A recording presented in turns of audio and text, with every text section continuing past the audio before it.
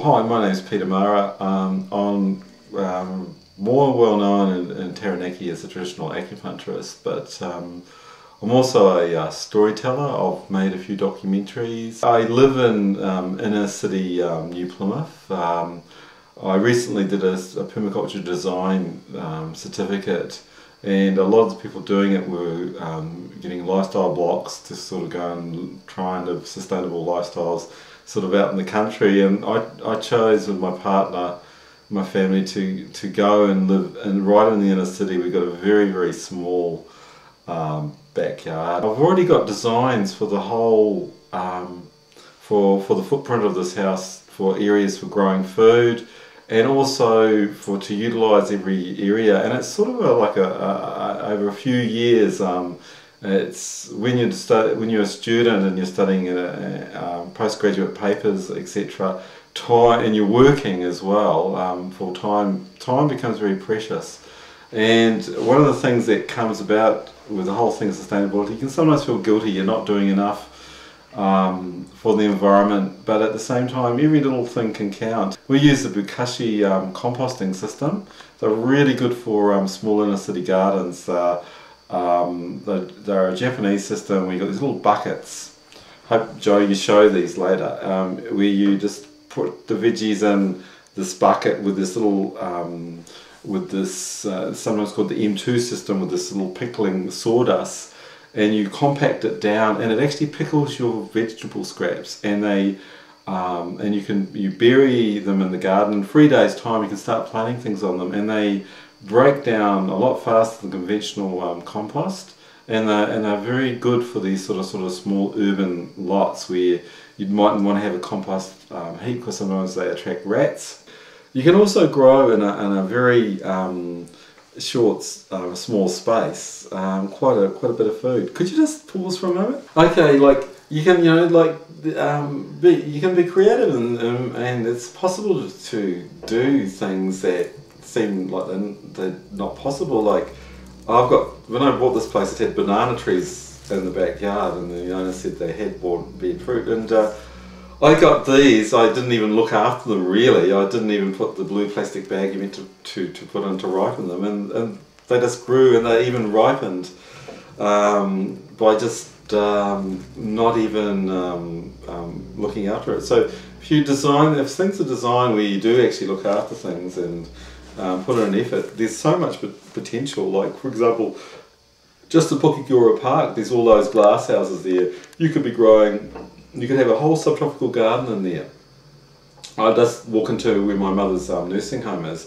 They've got this giant atrium, and I think, wow, these could be amazing garden in there, growing a lot of the food that the residents eat, who are all usually complaining about the meals. We took advantage of that that grant for retrofitting your house with insulation. This villa is about 100 years old. The grants don't cover the walls, but we got our ceiling and our underfloor done. The grant was originally initiated by the Greens, but the government took it on.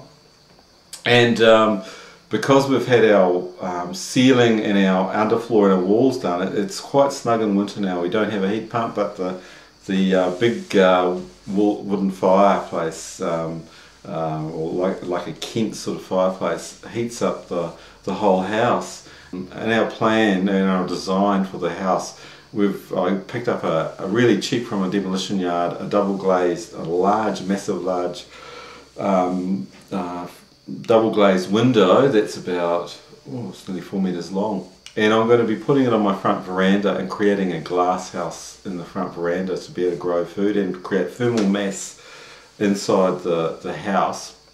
The thing that I really want to do with this place is to sort of link in with my neighbours. My neighbour Mary, she's been really great. She's just given me a whole lot of compost, just a massive amount of with worms going through it, and I've been putting it on the garden. And recently I interviewed someone called Griffin Hope, and he's actually originally a Taranaki boy from Kaponga, and he survived with his Chilean wife Havera, the earthquake in Chile, and that was 9.2, a lot more severe than in Christchurch. About 80% of the country was affected by it. And they said that the secret to surviving a major crisis is you need a strong sense of community, and you need food, and you need shelter. And they had 1 year's worth of food when the earthquake struck. It's made me aware that in a crisis situation, what has the local council got in place? So if we have a major crisis like in Chile, where it's not just like Christchurch and like in one province, but a whole country is affected, and the government and the civil defence is just concentrating on the main centres. This is at such a massive scale. What have they got in place, and what can we do as individuals? One of the things that I've learned from Griffin is that food is really essential. Like, you've got to have a lot of food growing, because the supermarkets will just run out in a few days' time. And my mother lives in a retirement village, and they have a few acres. This is actually the Jean Sandal retirement village here in New Plymouth. And they've got a few acres, they've got a few sheep, but they don't grow their own food. And it seems to be a real waste of space. There's great potential around hospital spaces where they could have glass houses growing food.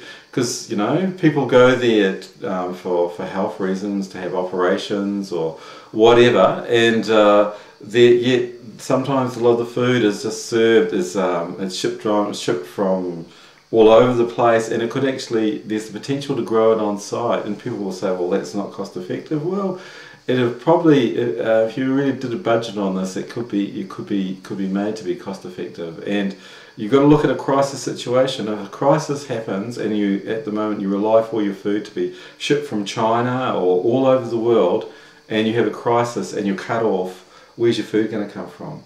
Okay, we've got a lot of four-legged beasties around Taranaki, but besides that, there's carbohydrates, all that sort of thing. So I think the council really needs to take a long-term view and a really creative to sustainability, because New Zealand signed various agreements, and one of them is the MDGs, the Millennium Development Goals, and one of the Millennium Development Goals is sustainability. But most societies just have it as an add-on. It's not looked at like let's design our society with sustainability from the very beginning.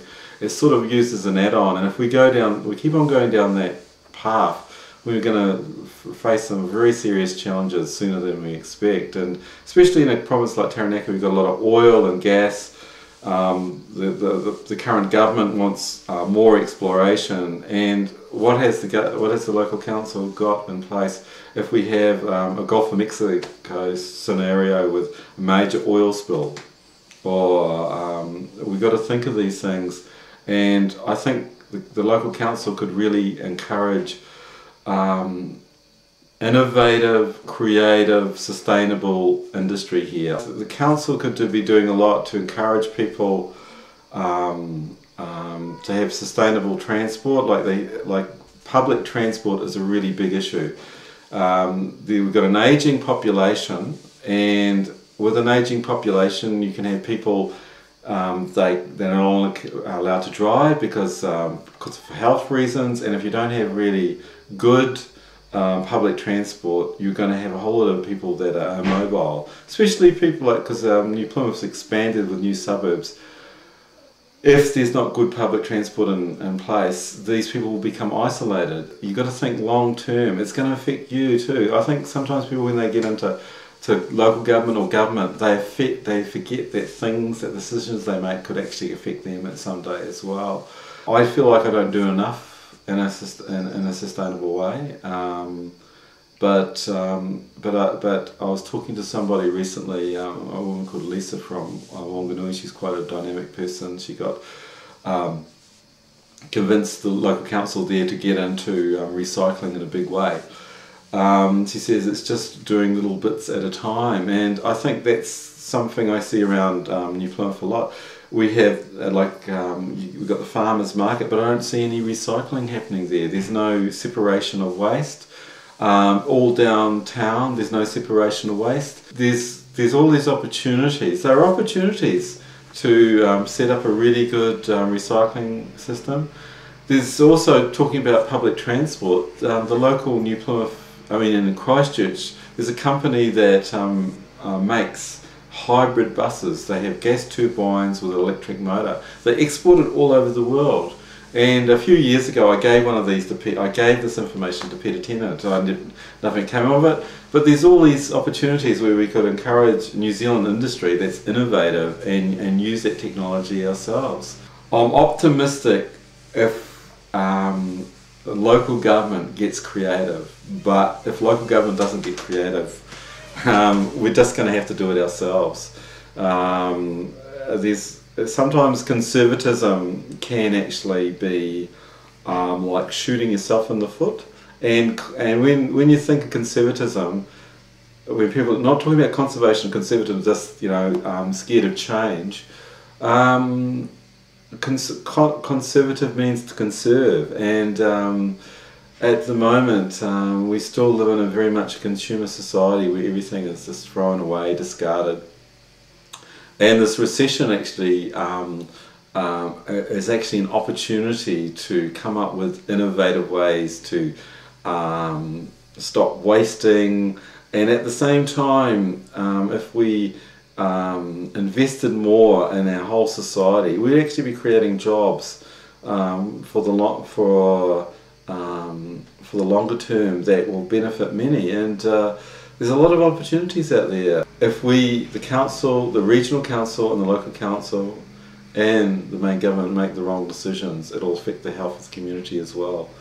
And that gets to the water. Like there's some riparian planting going on, but we still have the two dirtiest rivers in New Zealand. It's up to the council to really sort of police that, and to that's predominantly the regional council in that respect, to really police that, and to make sure that we have good health for the future. Because if you don't have a good water supply, that means that the health of the community is going to suffer as well. There's been studies done in Finland that show that high rate or male infertility and male subfertility is linked to high use of various types of pesticides. And there's decisions and things that are allowed to happen at the moment that affect everyone's health. And we can live in a society in denial, or we can live in a society that embraces innovative change that is sustainable and really have a really positive future. Or we can live in a society that's just still based on a really consumerist model that's in denial, lets the market decide, and the market sometimes is can be just chaos. It's an interesting time to be living in, and I've got two teenage daughters, and one of them will be studying university soon, and I sometimes wonder what the future for them is in this planet, and the decisions that we all make at the moment. I think as a community too, I think we should network ideas. At the moment, one of my concerns is peak oil, the impact that's going to have on the community. Is the price of oil petrol is getting more and more expensive all the time. It's now around $2 a litre,